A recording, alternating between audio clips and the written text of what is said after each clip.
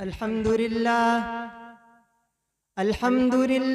नहमदुहु व नस्तईनुहु व नस्तगफिरुहु व नु'मिनु बिही व नतवक्कलु अलैहि व नऊज़ु बिल्लाहि मिन शुरूरि अनफुसिना व मिन सय्यिआति अअमालिना मन यहदिहिल्लाहु फला मुज़िल्ल लहु वमन युज़लिल्हु फला हादिय लहु वनश्हदु अल्ला इलाहा इल्लल्लाहु वहदहु ला शरीक लहु वनश्हदु अन्न सय्यिदना व सनदना व इमामना व मौलाना मुहम्मदन अब्दुहु व रसूलुहु क़ाल अल्लाहु तबारक व तआला अऊज़ु बिल्लाहि मिनश शैतानिर रजीम बिस्मिल्लाहिर रहमानिर रहीम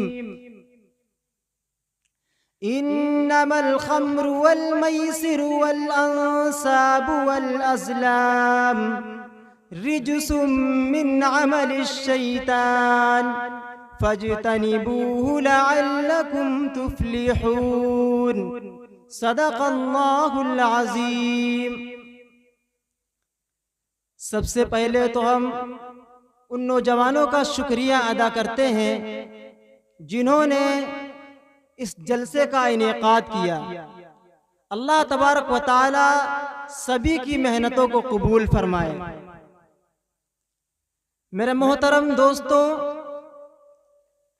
हमारे नौजवानों के अंदर एक बहुत बड़ी बीमारी, एक बहुत बड़ा गुनाह बढ़ता जा रहा है और किसी एक गांव या किसी एक बस्ती में नहीं बल्कि जहां का भी सर्वे किया जाए हर जगह नौजवानों के अंदर वो बीमारी, वो गुनाह पाया जा रहा है। और वो क्या है? वो शराब नौशी है, जुआ खेलना है। आज हमारे नौजवान खुशी से धड़ल्ले से ये काम कर रहे हैं, शराब पी रहे हैं, जुआ खेल रहे हैं और सबसे बड़ी बात तो ये कि वो इसे गुनाह ही नहीं समझते। इस सिलसिले में हमें याद रखना चाहिए कि अल्लाह तबारक व तआला इंसान को गुनाह करने के बाद तौबा की भी तौफीक दे देता है, लेकिन अगर कोई शख्स किसी गुनाह को गुनाह ना समझे तो अल्लाह तबारक व तआला ऐसे शख्स को तौबा की भी तौफीक नहीं देता। हमारे नौजवान इस गुनाह को कर रहे हैं और इसको गुनाह समझ ही नहीं रहे हैं। आप शादियों के अंदर जाएं, आप गांव का सर्वे करें, आपको पता चलेगा कि कितने लोग, कितने नौजवान ऐसे हैं जो इस लत के अंदर मुब्तला हैं और जरा सा भी उन्हें कोई किसी चीज की परवाह नहीं। हमारे नौजवानों की नस्लें बर्बाद हो रही हैं, अपनी सेहत को खराब कर रहे हैं, लेकिन ना तो उनके घर वालों को कोई परवाह है, ना उनके रिश्तेदारों की, ना खुद नौजवान अपने जिस्म की, अपने ईमान की परवाह कर रहा है। नबी करीम अलैहिस्सलातु वस्सलाम ने इरशाद फरमाया, जब इंसान शराब पीता है, जुआ खेलता है तो ईमान उसके दिल के अंदर से निकल जाता है। जब इस चीज को छोड़ता है तो अल्लाह तबारक व तआला दोबारा उसके दिल के अंदर ईमान भेज देते हैं। कितना सख्त गुनाह है, लेकिन हमें बिल्कुल परवाह नहीं। हमारे वालिद साहब एक यहीं शादी के अंदर गए अलीगंज में, हमारे पड़ोस में ही ये गांव है। वहां गए तो क्या देखते हैं कि एक नेक घर की शादी थी, एक नेक शख्स अपनी बेटी की शादी कर रहा था, लेकिन वहां लोग बैठे हुए किस तरह से कि अगर एक तरफ पानी का गिलास रखा हुआ है तो दूसरी तरफ शराब का गिलास रखा हुआ है। सारे के सारे लोग मुसलमान थे और नतीजा ये है कि खुले आम शराब पी रहे हैं और किसी एक को भी शर्म नहीं आ रही। ना तो कोई वहां टोकने वाला नहीं, ना ही कोई उनको रोकने वाला है। ये हाल होता जा रहा है। कितनी सख्त वईद आप अलैहिस्सलातु वस्सलाम ने इरशाद फरमाया कि अल्लाह तबारक व तआला फरमाते हैं कि एक वक्त ऐसा आएगा, आप अलैहिस्सलातु वस्सलाम ने फरमाया कि एक वक्त ऐसा आएगा कि मेरी उम्मत शराब पिएगी लेकिन उसका नाम बदल देगी, शराब का नाम बदल देगी। आज देखिए नाम बदलते हैं, नौजवानों से मालूम करें तो कहते हैं ये तो बियर है, ये तो हम एनर्जी के लिए पी रहे हैं, इसमें क्या बुराई है। हालांकि शराब शराब है, चाहे जैसी शराब हो। अगर उसके अंदर नशा है तो वो चीज शराब है। आप अलैहिस्सलातु वस्सलाम ने फरमाया कि मेरी उम्मत में कुछ लोग होंगे शराब पिएंगे लेकिन उसका नाम बदल देंगे, नाच होगा, गाना होगा और वो इसी के अंदर मस्त रहेंगे। नतीजा क्या होगा कि अल्लाह तबारक व तआला उन्हें जमीन के अंदर धंसा देंगे या उनको बंदर और खिंजीर बना देंगे। हम इस सोच में ना रहें, कभी ऐसा सुना तो है नहीं, लेकिन अल्लाह तबारक व तआला की पकड़ देर से होती है लेकिन पकड़ जरूर होती है।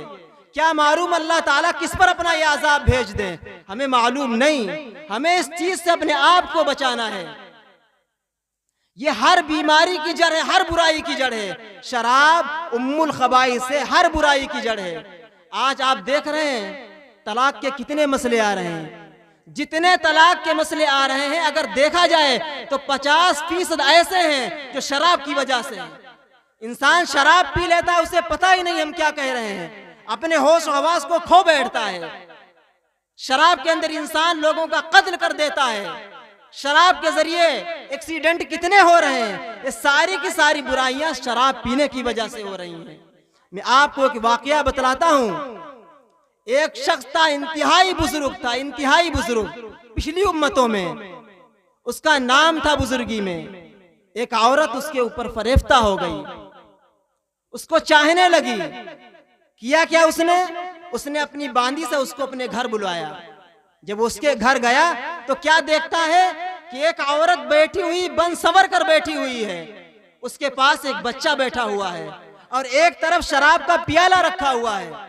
उस औरत ने फौरन दरवाजे बंद कर लिए और कहा कि तुम्हारे पास 3 ऑप्शन हैं, इनमें से एक को पूरा करना जरूरी है। या तो तुम मेरे साथ मुंह काला करो, जिना करो, या तुम इस बच्चे को कत्ल करो, या इस शराब को पियो। वो नौजवान सोचता रहा क्या क्या किया जाए। तीनों बड़े गुनाह हैं। बहुत देर तक सोचता रहा, लेकिन उसके बाद उसने फैसला लिया कि शराब पी लेना चाहिए। शायद कि शराब पीना यह छोटा गुनाह होगा बमुकाबिले जिना करने के या बच्चे को कत्ल करने के। उसने शराब पी ली। नतीजा क्या हुआ, उसने उस औरत से जिना भी किया और उस बच्चे को भी कत्ल किया। जरा सोचिए कितना बड़ा गुनाह है। अगर वो बच्चे को कत्ल करता तो सिर्फ एक गुनाह पड़ता, अगर वो औरत के साथ जिना करता सिर्फ एक गुनाह पड़ता, लेकिन उसने शराब पी तो 3 गुनाह किए उसने। ये शराब है, इतनी सख्त चीज है। सहाबा किराम रिज़वानुल्लाह ताला अलैहिम अजमईन, हजरत बुरैदा रजी अल्लाह ताला अन्हु फरमाते हैं कि हम लोग जमाने जाहिलियत में इस्लाम आने से पहले शराब पिया करते थे। एक मर्तबा आप अलैहिस्सलातु वस्सलाम के पास गए तो क्या देखा कि आप अलैहिस्सलातु वस्सलाम शराब की हुर्मत के सिलसिले में जो आयत नाजिल हुई थी और वो पढ़ करके सुना रहे थे। और उस आयत के आखिर में ये था, क्या तुम लोग शराब पीने से बाज नहीं आओगे? क्या तुम लोग शराब पीने से बाज आ गए हो?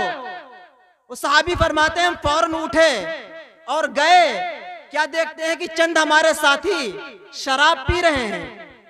किसी के हाथ में तो प्याला है, किसी ने पी रखा है। फौरन उन्होंने ये आयत सुनाई और फरमाया कि आप अलैहिस्सलातु वस्सलाम ने मुझे आयत सुनाई है, इसमें अल्लाह तबारक व तआला ने शराब को हराम किया है। सहाबा क्या करते हैं, फौरन उन्होंने अपने प्याले को फेंक दिया। जिनके घर में मटके रखे हुए थे उन्होंने मटके को नाली में बहा दिया।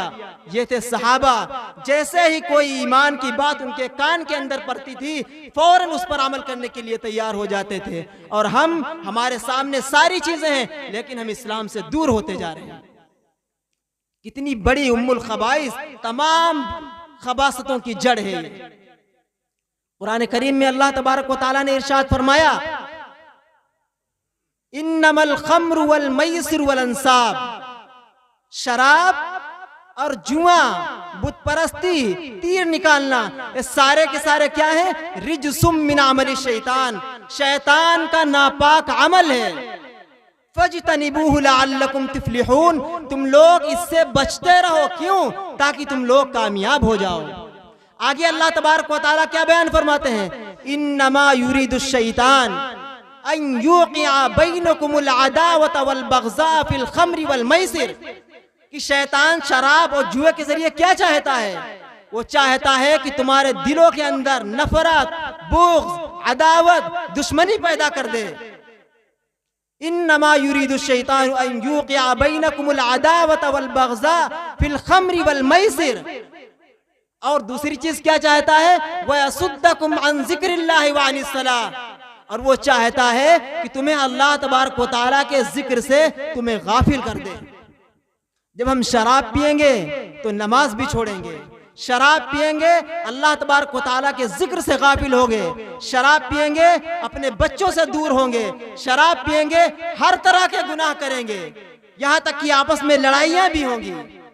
इसी को अल्लाह ताला फरमाते हैं कि शैतान चाहता है कि शराब और जुए के जरिए तुम्हारे दिलों के अंदर नफरत पैदा कर दे, दुश्मनी पैदा कर दे, अदावत पैदा कर दे, तुम लोगों को बिखेर दे, आपस में दुश्मनियां पैदा कर दे, तुम लोग आपस में लड़ने लगो। शैतान तो हर तरह से यही चाहता है। शैतान कब चाहता है? कि हम लोग मिलजुल करके एक होकर के रहें। और इसी तरह से जुआ भी बहुत बुरी चीज है। बड़े बड़े खानदान तबाह हो गए, बड़े बड़े रईस लोग लम्हों में फकीर हो गए। इंसान जब जुआ खेलता है, पैसे लगाता रहता है, यहाँ तक कि बिल्कुल खाली हो जाता है। जब उसके पास कुछ भी नहीं बचता है तो फिर वो डाका डालना शुरू करता है, चोरी करना शुरू कर देता है। जब इससे भी काम नहीं चलता तो फिर कर्ज लेना शुरू कर देता है। और जब कर्ज लेते लेते थक जाता है और जब उसके ऊपर कर्ज का बोझ हो जाता है तो डिप्रेशन का शिकार हो जाता है। नतीजा क्या होता है? फिर वो खुदकशी कर लेता है। कितना सख्त गुनाह है। मैं अपने नौजवानों से कहना चाहता हूँ, अगर इस गुनाह को हम लोग हल्के में लेंगे तो हम लोग बर्बाद जाएंगे। हम लोग समझते हैं कि सिर्फ नमाज छोड़ना बहुत बड़ा गुनाह है, रोजा छोड़ना बहुत बड़ा गुनाह है, हज को तर्क करना बहुत बड़ा गुनाह है। ऐसा नहीं, ये भी बहुत बड़ा गुनाह है। इसके गुनाहों के अंदर अगर हम जाएंगे तो हमें पता चलेगा कि अगर हम इस गुनाह को करेंगे तो इसके जरिए और कितने गुनाह करेंगे, और कितने खानदान बर्बाद होंगे, और कितने रिश्ते तबाह बर्बाद हो जाएंगे। इसलिए मेरे दोस्तों, हमें अपने आप को इस तरह के गुनाह से बचाना है। नबी करीम अलैहिस्सलातु वस्सलाम ने इरशाद फरमाया कि जो शख्स जुआ खेलता है वो समझ लीजिए ऐसा है जैसे उसने खंजीर के गोश्त में अपना हाथ डाल दिया। इसी तरह से आप अलैहिस्सलातु वस्सलाम ने इरशाद फरमाया, जो शख्स जुआ खेलने के बाद नमाज पढ़ता है वो ऐसा है जैसा कि गोया उसने खंजीर के खून से वजू करके नमाज पढ़ा है। अब सोचिए, अगर कोई खंजीर के खून से वजू करके नमाज पढ़ेगा तो क्या उसकी नमाज कबूल होगी? किसी सूरत में उसकी नमाज कबूल नहीं हो सकती। आप अलैहिस्सलातु वस्सलाम ने इरशाद फरमाया, जो शराब पीता है अल्लाह तबारक व तआला उसकी 40 दिन की नमाजों को कबूल नहीं करता। इसी तरह से एक हदीस में फरमाया, जो शराब पीता है अल्लाह तबारक व तआला उसके 40 दिन की उसकी तौबा कबूल नहीं करते। जरा हम सोचें, एक तो हम नमाज किस तरह से पढ़ते हैं। पहली बात, हम नमाज पढ़ने ही नहीं जाते हैं। अगर कोई नमाज पढ़ते भी हैं तो हमारा जहन कहाँ होता है, हमारा खुशू खुजू कहाँ होता है। तीसरे, अगर हमने इस तरह की हरकतें की और नमाज पढ़ी तो हमारी नमाज कहाँ से कबूल होगी। इसलिए मेरे दोस्तों, हम इसी आप तमाम हजरात से यही कहना चाहते हैं कि हम उम्मुल खबाइस जैसी बीमारी से अपने आप को बचाएं, शराब से अपने आप को बचाएं, जुआ से अपने आप को बचाएं, वरना लम्हों में अल्लाह तबारक व तआला की पकड़ आ गई, हम अपने आप को बचा नहीं सकते। अल्लाह ताला हम सबको अमल की तौफीक अता फरमाए। व आखिरु दावाना अनिल हम्दुलिल्लाहि रब्बिल आलमीन।